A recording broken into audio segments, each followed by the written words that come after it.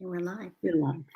Hi, everybody. Welcome to my chat with Bette Lee Crosby. I'm Suzy Leopold. I am a blogger on Suzy Approved Book Reviews, and also I run book tours via Suzy Approved Book Tours. I welcome you guys with the author Bette Lee Crosby, whose book came out recently, The Fault Between Us. I love this book. I'm very excited to be interviewing the author. I'm going to be asking Bette questions tonight. At the end of the talk, we will be pulling the questions that you guys can ask in the comments. So feel free to ask away and comment, but we'll get to all those at the end. Let me start off with a brief description of the book so you guys can get an idea, a taste of what the book is about. So it starts off April 18th, 1906, a devastating earthquake rocks San Francisco, and Templeton Morehouse fears her husband is lost forever. Chances were 1,000,000 to 1 that a girl born and raised in Philadelphia would encounter a stranger from California on the trolley and fall madly in love, but that's what happened. Templeton was not only taken with John Morehouse, but also with his tales of life in San Francisco. As an inspiring fashion designer, the dazzle of a city called the Paris of the West, with its towering department stores and European couture, was too much to resist. Despite her family's objections, she and John are married and on their way back to California before the month is out.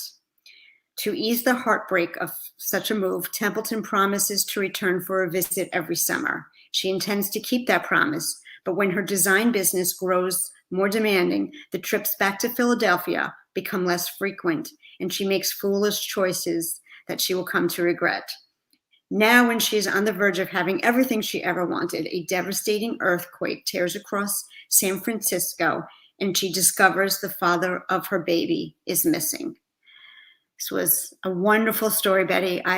You've written a ton of books, and I love every one of them. This one just blew me out of the water. So my first question is, how did you come up with the idea for this book? I saw a YouTube video taken in San Francisco in 1905, which is the year before the earthquake. And I thought, well, wow, that's fascinating. Who would have thought they had video in 1905? They didn't even have toilets in most of the houses. But it fascinated me. And then I did a lot of research on it, and I thought, oh, this would be such a nice, I don't think of it as the story, but the background for the story, because I think the story is almost always more about the characters. Yeah, I was looking at pictures while I was reading it. I was starting to look at pictures, just looking at the devastation. And it was, yeah. An interesting point. The background picture on the cover, this background is an actual picture taken from during that period. I picked the pictures for the cover. This one, I kind of had in my mind, like really what I wanted to do. And I found the old picture, and we had the rights to it. So we used it as the background, and then they colored it in, it was in black and white. So you saw the YouTube video, and then what type of research did you do in advance of starting to write the novel? Because the book starts in Philadelphia, I always run the risk of the research taking over the story, but the truth is the story is about the people, and the environment or the setting or the event has to be almost how that's what happens to the people, but it can't be the star of the show. So I read everything. The one book I absolutely used almost as a Bible for it was The Earth Shook, the Sky Burned, and it was a factual account. Big, thick book, factual account with all kinds of pictures, tons and tons of pictures, showing San Francisco right before the earthquake, then during the earthquake, and after the earthquake, and with the fires and with everything that happened. So I did all that research, but I read everything. I watched every YouTube video I could find, and then I found that I was asking myself questions. When I started to plot it out, I started asking myself questions. And it ended up that I found an antique map on eBay. And it was an antique map of the San Francisco streets in 1905. So I was able to trace where the trolley ran, where the streetcar, ran, where the cable cars were, and trace everything like that, which was really, really great. And why did you choose to start it off in Philadelphia? Any reason why, of all the places to have Templeton live? Well, for one thing, I know Philadelphia, and I know what a charming, quaint area it is. It really, when I think about Philadelphia, it really evokes turn of the century for me, because when you see like Rittenhouse Square and all the old brick buildings that are around there and everything, and then when you get out to North Philadelphia, where the big houses are, it just was so perfect in my mind. And I knew that I wanted them. I didn't want to write an earthquake story that they're trapped in the earthquake, because then it's all about the earthquake. And this had to be about the emotions. So I wanted some kind of a challenging situation. And the challenge is that she's in Philadelphia and he's in San Francisco when the earthquake hits. And Templeton, she was pretty unusual. What made you? Yes, I was rooting for her, but women back, the struggles with women back then and their goals. She was an oddity. Did you any research into women, or how did you fit that into her? I myself actually was like an oddity, if you will. Same with me. I was a senior vice president in a German company, and it was the people that made Hummel figurines, and they were very male driven, very male. I was the only female in an executive position in the company, and people used to always say to me, other associates, like from buying companies and everything, would say, "How did you get this job?" But it was in marketing, and marketing was a little more wide open. I think that women first made their inroads into business and industry through the creative fields. I know I did. And through marketing. So it's design or copywriting or fashion. So those were the areas that I had to work with. And I thought, I liked the idea of her going into fashions and everything. I could see a woman of that time being involved in that. And I found a really cool website. It's called Vintage Dancer. And it has all these old clothes, that it has, just the fashions from each era. So, it was wonderful to find it. And then I did a lot of research just on the fabrics too. You asked about the research, and I said, I did a lot up front to find the base of the story, but I found that I did a whole lot more as I was writing. As I went along, I'd find this was a question, or that was a question, or were these fabrics in style then? Or did the cable car run up this street? So all those were the things I researched as I went along.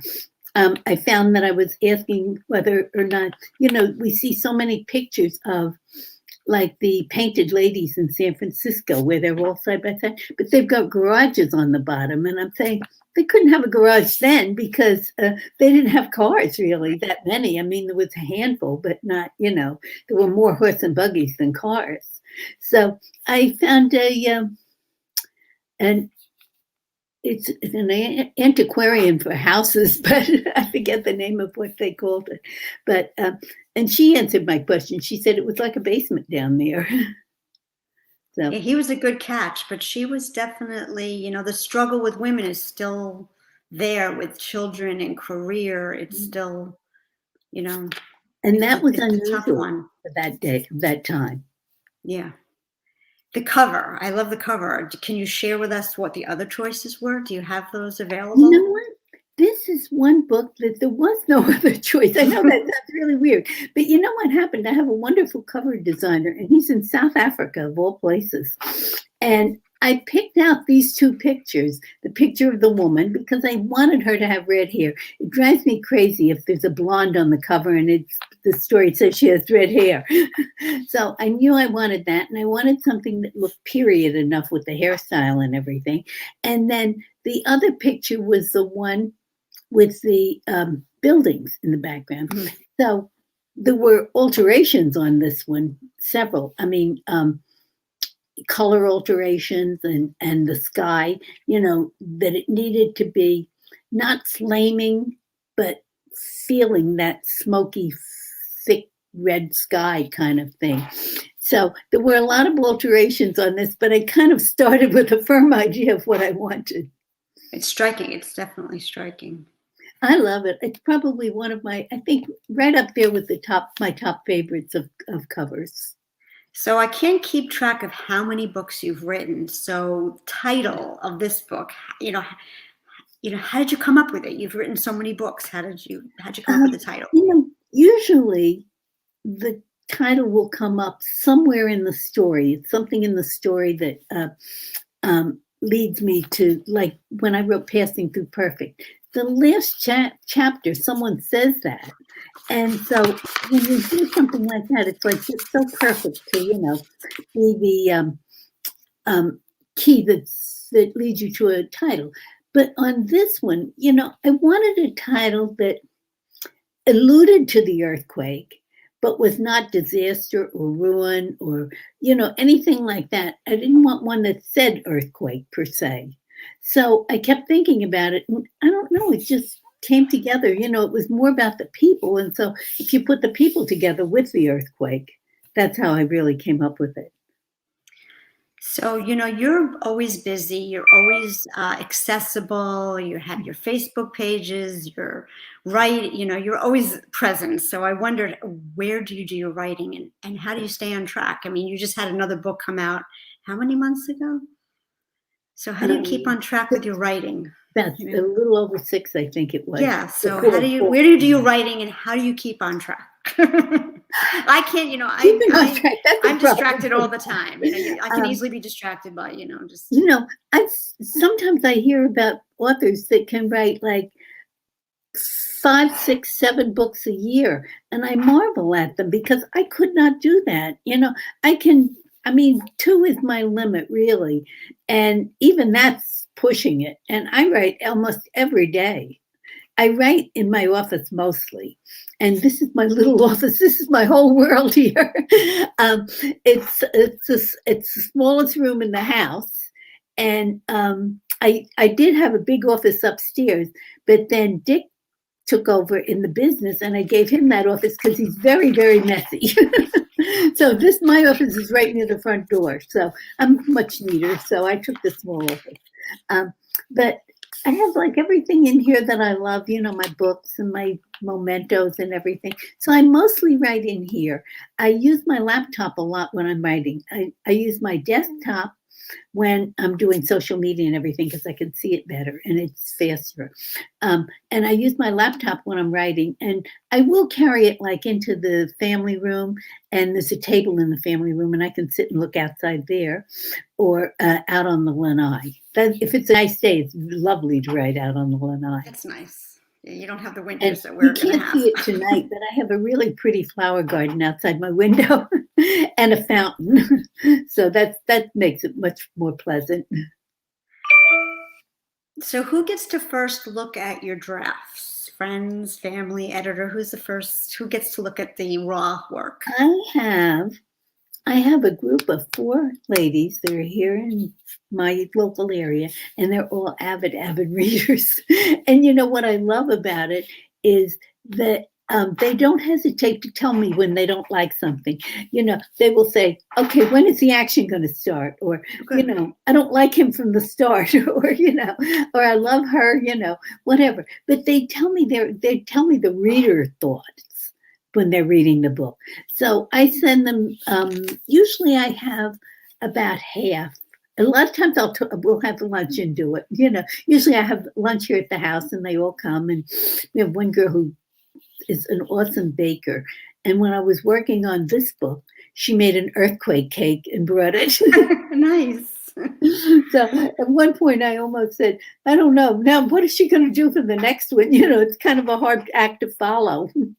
But so I love that they give me really honest answers, on things, and that they'll tell me when I'm off track, or or give me suggestions. Like when I was writing Emily Gone, one of the ladies in my group her daughter just had twins. And I was debating about whether Rachel should have a boy or a girl after she's lost Emily, and after Emily was kidnapped. And I kept thinking about it, and I posed the question to the group. And she said, "Why not twins?" And I said, "Oh, that's a good idea. I'll have a boy and a girl," because there were pros and cons to each. The girl would be too reminiscent of Emily, and the boy would be, well, I really wanted a girl. So she was the best of all worlds. So you get a lot of really good advice like that. You're very lucky. That's great. Yeah, I am blessed. And so you mentioned that you worked, in the past life. When you were working, did you always want to be an author? Is this something that you dreamed of? Was it always something you went into your world? No. I came out of school, I said, I'm going to be an author, but I'm going to do this first. Or was it, no? How did that happen? I started out on the drawing board. I was an artist. I started out on the drawing board, and I was doing packaging design. And it was a company that did soft goods packaging. And often they had pantyhose packages. Is one of the things that I did a lot of. And I was a kid. I mean, I was fresh out of school, really. And one of the salesmen, I said to him, "Excuse me, sir, I need some copy for the back of this package." And he said, "Write something up, kid. Whatever you make up is fine with me." And you know how salesmen are. Anything, but don't bother me.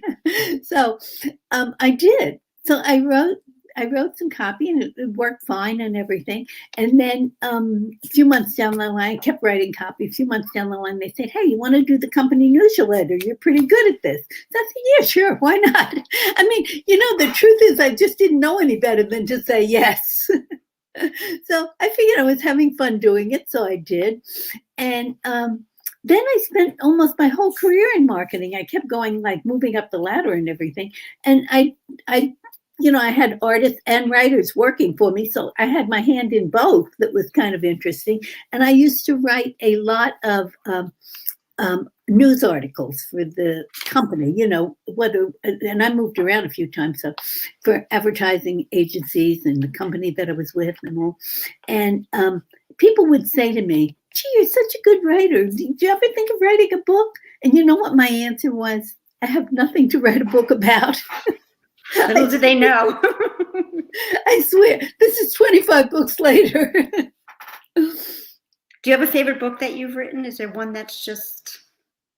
Actually, I'm doing something now. It's the first time I've done this. I have a book that was written before any of the books were published. And back then I was shopping agents. And I sent this around, and I got an agent that wanted to represent it out of Atlanta, I think it was. And so she signed on. I signed with her to represent me, and she had the book for 6 months, and she took it to one of the major publishing companies, and it went to the round table, which is where they decide which books will be published and which won't. And it didn't make the final cut, but it got that far. So I figured, well, gee, it must have something to it, So I've pulled it out, and when I read it over, we were in New Jersey, and we got stuck at the airport, and on a weather delay, and we sat on the tarmac for 2 hours. So I took my laptop out, and I started reading this story, and I said, gee, it's pretty good, except that my writing style has changed dramatically. So I've pulled it out, and I've been rewriting it. Oh, that's great. Yeah, so that's unusual for me. And, it's one of the books that's not in a Southern setting, really, because it's set in New Jersey. It was before we moved down here. Oh, that's great. It's going to be interesting to see. Yeah. You're doing like rewrites, It's like you're editing your own book. So who are some of the mentors who have shaped your storytelling? Who are some of the writers that you would... Well, before I started writing, what I read, I think the thing I've learned more about books from is reading than anything else. Honestly, sometimes people will ask me, "Did you take a course? Is there something I can do to learn this better?" there are certain skills you can take a course to learn, editing skills and, techniques and everything. But finding the heart of the story, I think that comes when you read a lot and you see in other books what you liked and what you didn't like. If a whiny protagonist makes you feel like you want to scream, then don't do it to anyone else. So some of the writers that I read a lot were Ann Tyler, Elizabeth Berg, Sue Monk Kidd. Mm-hmm. All those, they always wrote, and I think that's why I tend to write standalone stories. Even the stories that I have that are part of a series, read as standalone stories, because that's the style that I fell in love with. So that naturally, that's the style that I started writing in. So the publishing world is always changing, the whole, especially with COVID and now supply chain issues. Unbelievable. So what are some of for anyone out there who's maybe trying to be a writer who's on tonight, or just some of us who are just, I've learned this whole industry just by going to events. What are some of the mistakes to avoid, and what are some of the knowledges that you've gained over the years that you could share with us? The first contract I signed was a 7-year contract, and I was so fortunate because it was right before ebooks became popular. And so when I signed the contract, it was print only. And that was for the 12th child. It was called Girl Child then. And they renamed it. I didn't. And, I didn't know the things to ask, but I had no control over the pricing or anything. I asked about cover design, but, they said, oh, okay, you can do cover design. But, they priced it so far out of the ballpark that it sold for a while. But then when they came back to me and asked about the rights for the ebook, I said no, because their pricing was so out of whack. So when I said that, they said, well, you can buy your rights back. So I did. I bought my rights back to the book, and that's how we got started in the publishing business. But I think some of the things that to be careful of is not trying to imitate someone and not writing to a market, because the market changes. The market today won't be the market by the time you finish the book. So write what's in your heart, because if you don't honestly love that story, it's going to be really hard for you to sell it, and it's going to be hard for other people to love it. Think of what you yourself like as a reader and say, that's the kind of fiction I want to write because I love it, because I enjoy it. And at one time there was a stigma with self-publishing, but now there are so many great books that have been self-published that stigma is gone. I mean, especially with hybrid, there's all hybrids now. And there's a lot of people that are hybrid, myself included. I mean, so don't feel that, you only have one approach. And honestly, I'd say work at your craft as much as you can, as long as you can. Be fussy if you want to be fussy, because, I think in the long run, it pays off. A tip that I always use, I'm very character driven in all my stories. And one of the things I do is I read it aloud each day, like after I write and everything. And usually I'll read it the next day before I get started writing again. And I'll read it aloud, and especially when you're doing dialogue, because if you have extra words, they'll pop right out. They'll be awkward. They'll stick in your throat, and it just won't roll off your tongue. What you want is a book that reads as though you're talking, so that it comes right off your tongue, because that's how it'll roll through the reader's mind too. It's interesting. Yeah. And another tip for anyone who's an aspiring author is start your social media presence now. When I first started and I was approaching agents and everything, they would write back and say, I love this story, but you don't have a platform. I didn't even know what a platform was. Never mind not having one. I had no clue. I'm thinking, like, what's a platform? It's important. But, you're a brand. You become a brand.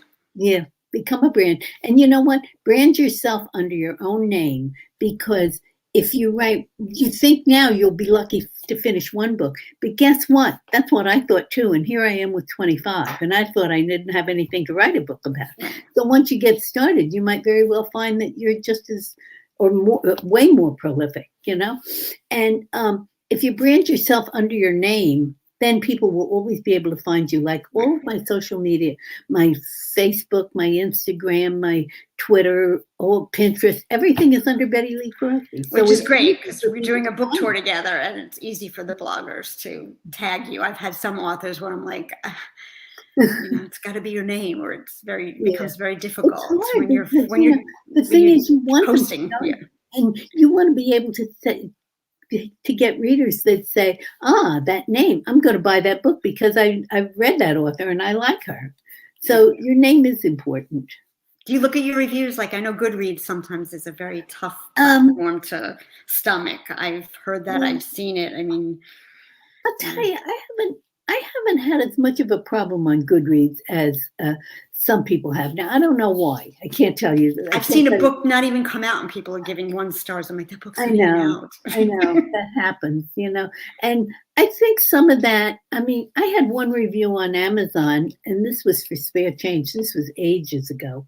And the woman gave it 1 star, and she said, my Kindle is broken, and when you get this damn Kindle fixed, I'll come for Yeah, someone wrote the book came crushed. I'm like, that's not about the author. I think that you have to look at the reviews, and I'll tell you, I go more, I think, by what the reviewer says than I do by whether it's 4 stars or 5 stars. Mm-hmm. And the reason why is some people have a different barometer that they use, Some people, like Dick and I, could read the same book, and we both love the book, right? He'll give it 4 stars, and I'll give it 5, because that's just like I say, oh wow, I love this book, right? And he says, yeah, this was a really great book, but it was to him, it was a really great book, but he's looking for only God gets 5 stars.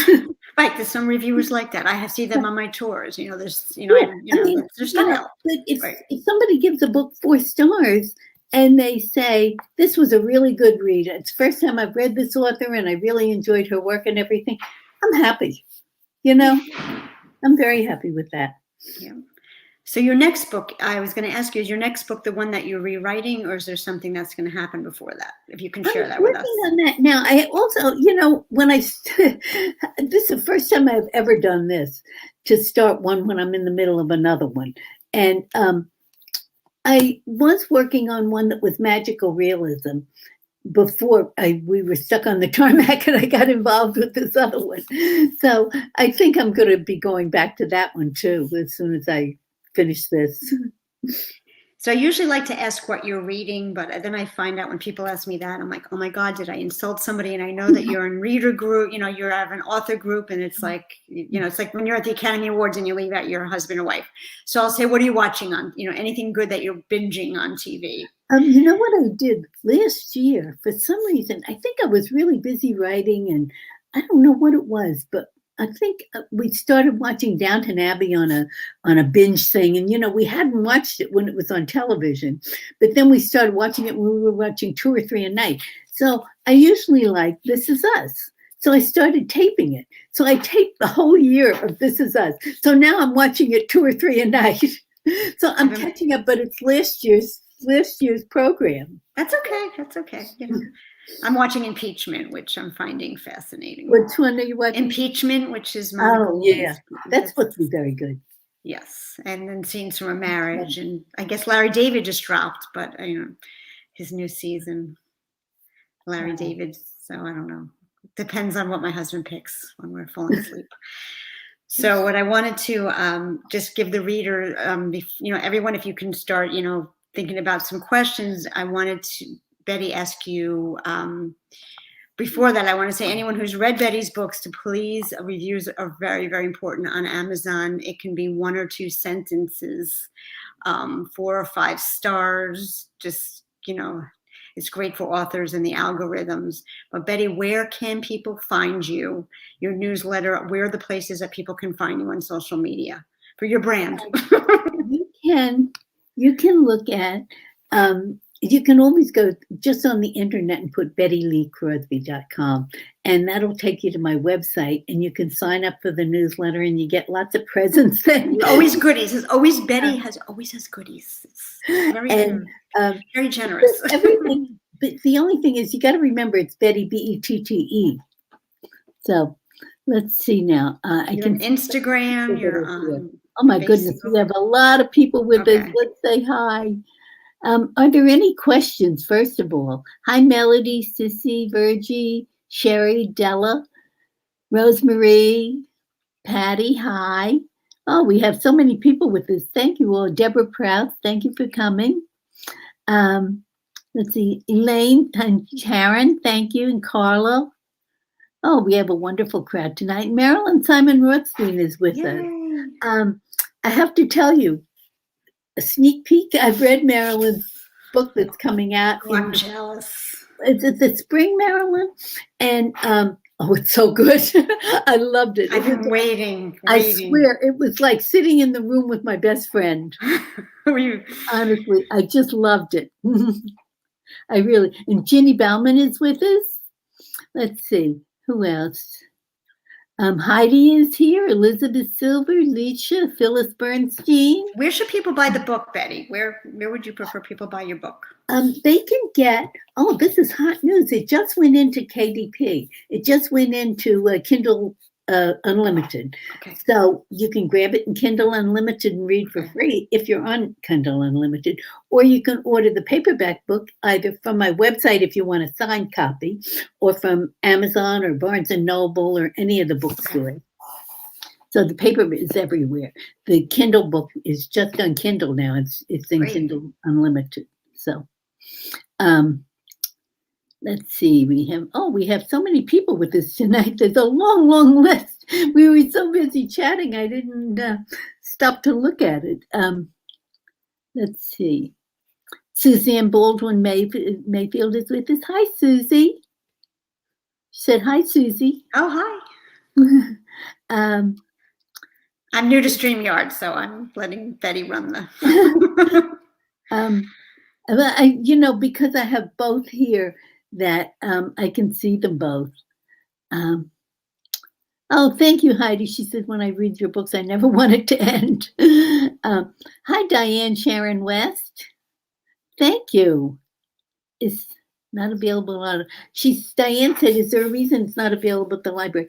No, there isn't really. It's available. I mean, Ingram is the source that libraries order from. And you could ask them, right? Ingram. But a lot of times if you go in and ask the library for it, they will order it for you. But if you don't ask for it, they sometimes, they just automatically go to big name authors first. And so I think if someone wants it, that, they can request it at their library. Hi, Angela. It's good to have you with us tonight. And Sissy. Oh my gosh. Betty, I know you chose the name for Templeton, but how do you usually choose the names in your books?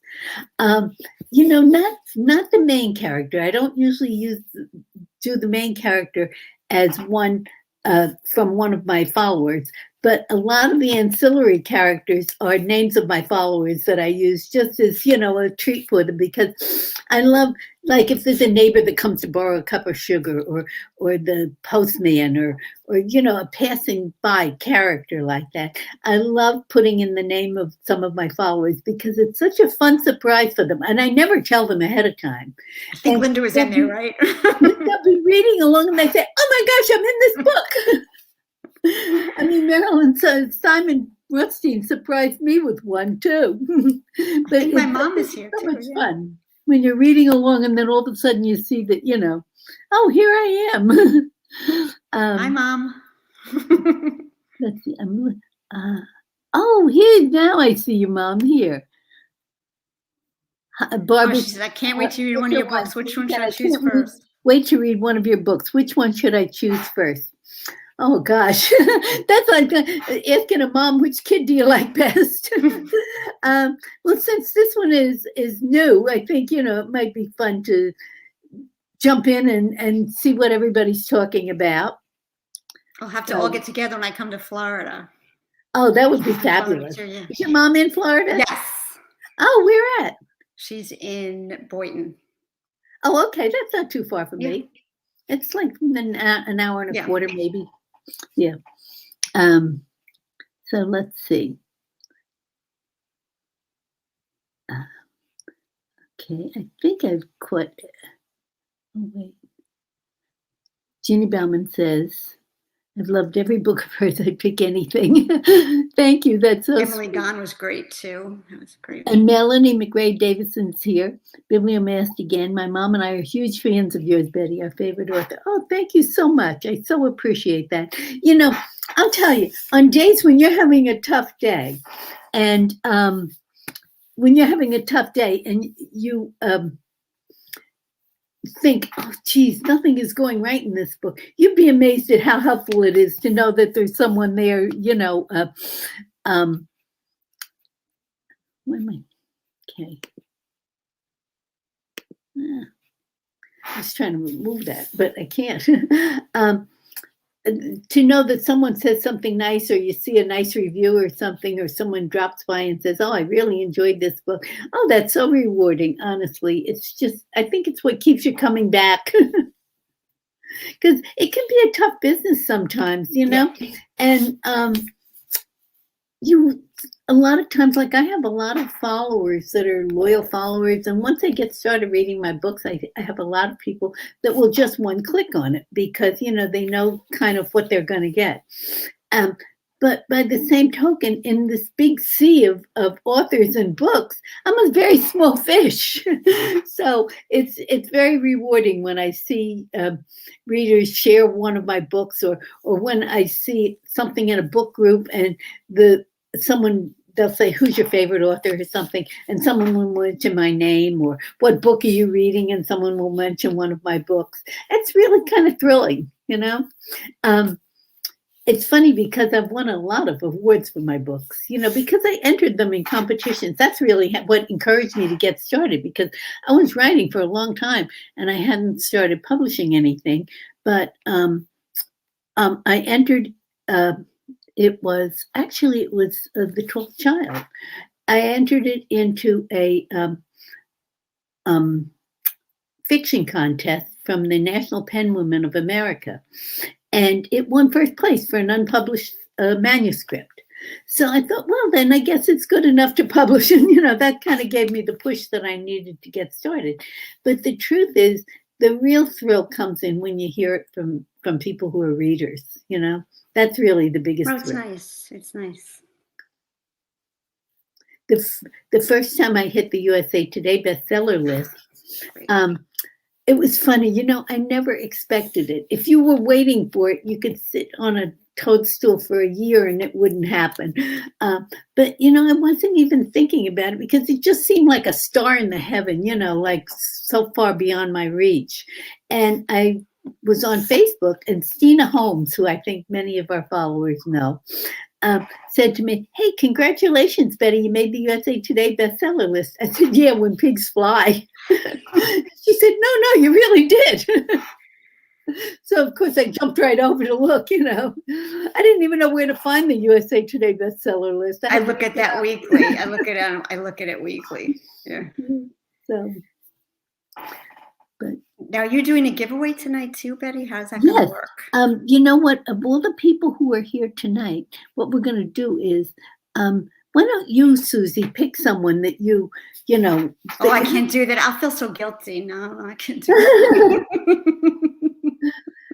Okay, why don't we do this?